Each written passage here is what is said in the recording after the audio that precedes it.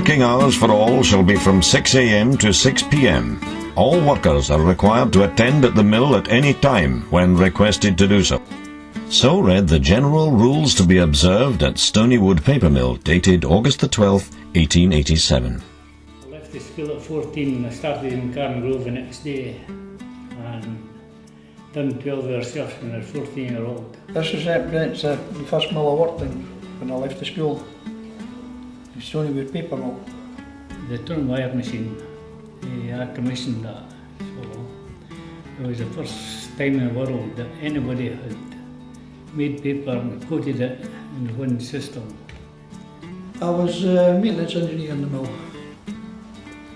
That's repairing all the machinery and what have you.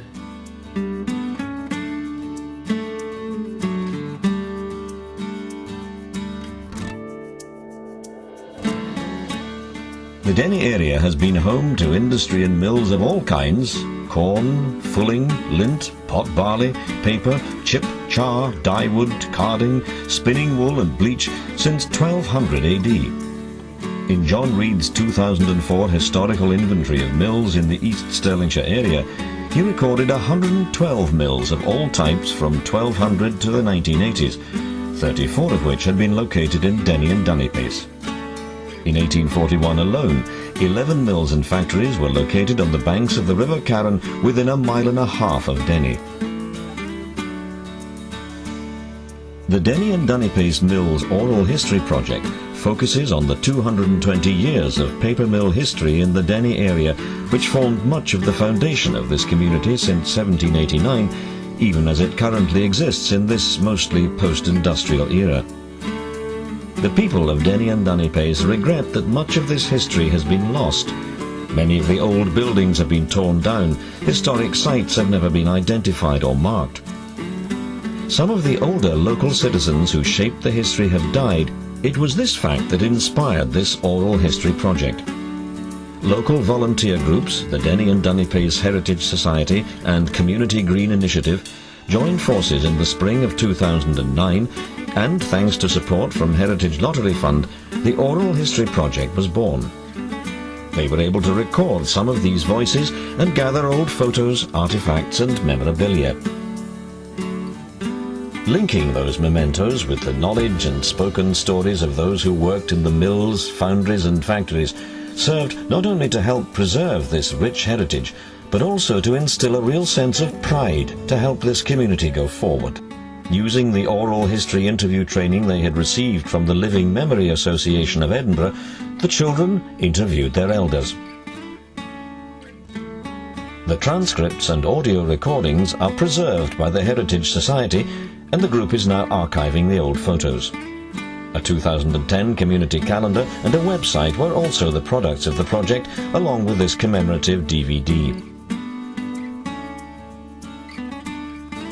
Due to the plentiful supply of good, clean water from the River Carron, mills such as the Carron Grove Paper Mill thrived here as a hugely successful industry from the 1800s into the 20th century.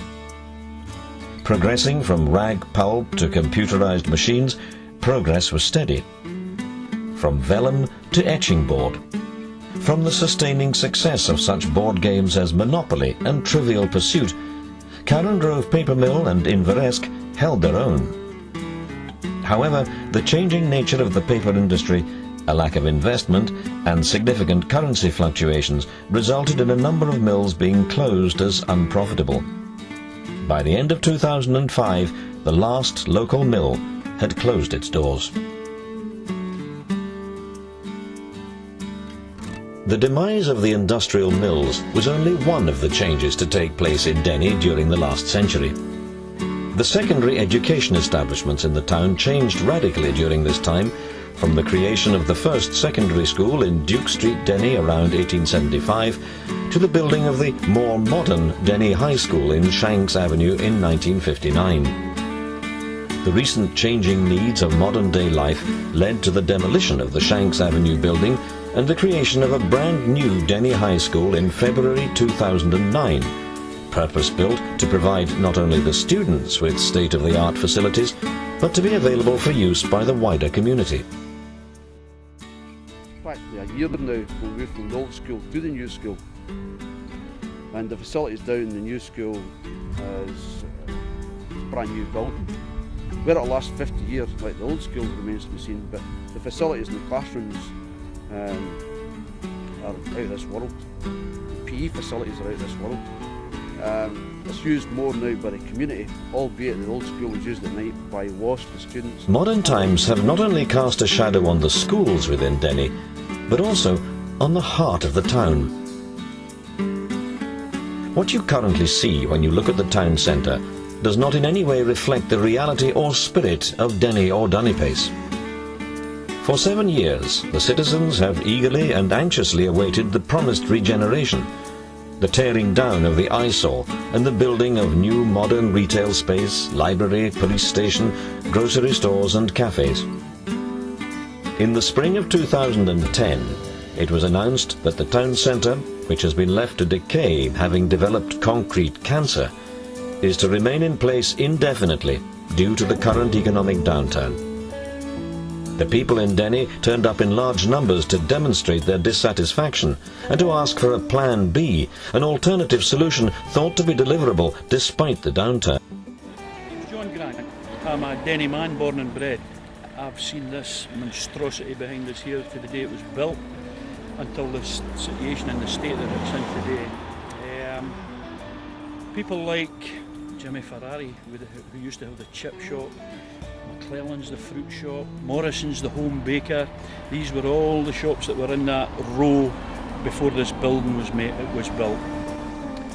But regeneration is not only about physical buildings. Undaunted by the frustration of the town's visual appearance, over the past couple of years, the people of Denny and Dunipace have continued to move forward with highly motivated community regeneration initiatives.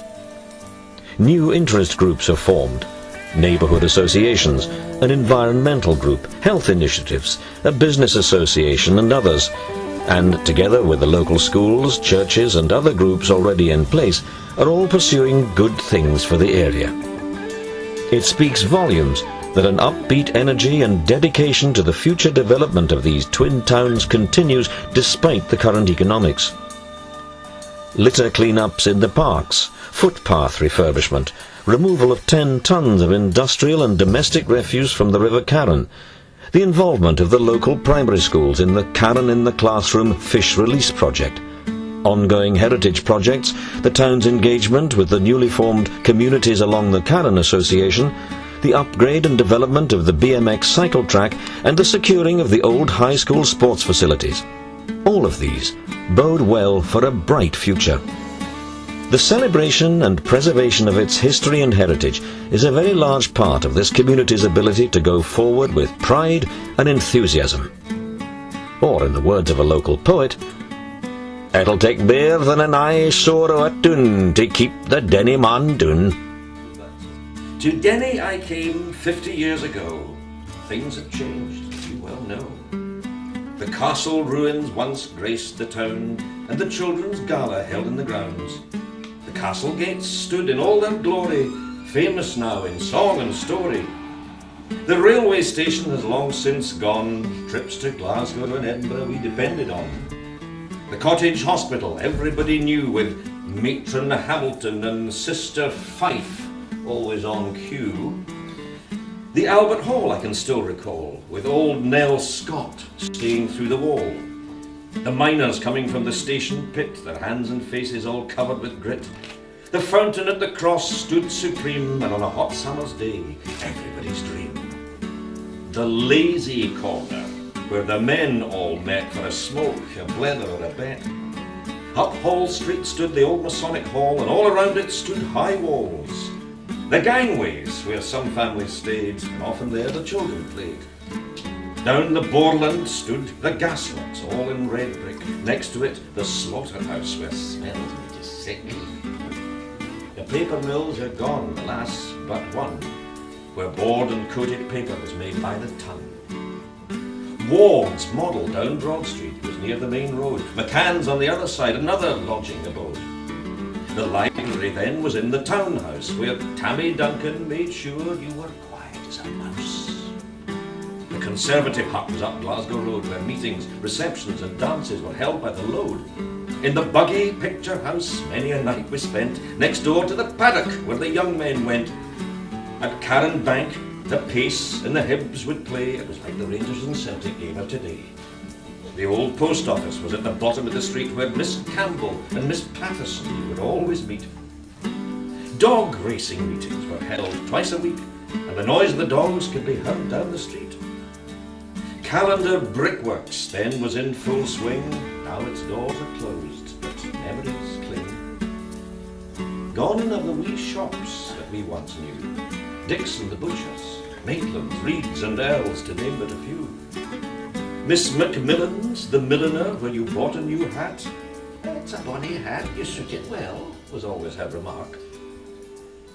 It's sad when things familiar come to an end to try and keep pace with the modern trend.